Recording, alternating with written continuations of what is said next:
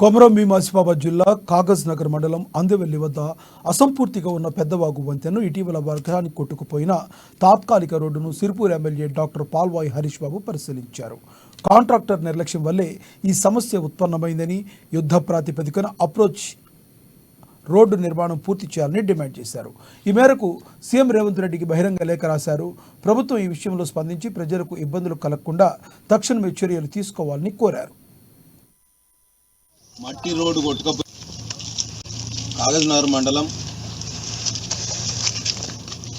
అందవెల్లి వద్ద ఉన్న దాన్ని పూర్తి చేయమనంటే ఆ డబ్బులు ఇస్తే కానీ నేను ఇది చేయను అనే పరిస్థితి దాపురించింది. దహగాం మరియు భీమిని మండలాల 2 మండలాల ప్రజలు, దాదాపు 50 గ్రామాల ప్రజలు ఇవాళ రవాణా సౌకర్యం లేక చాలా ఇబ్బందులు పడుతున్నారు.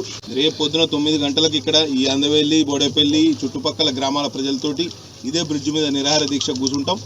యుద్ధ ప్రాతిపదికన 24 గంటల లోపు ఈ పనులు పూర్తి చేసే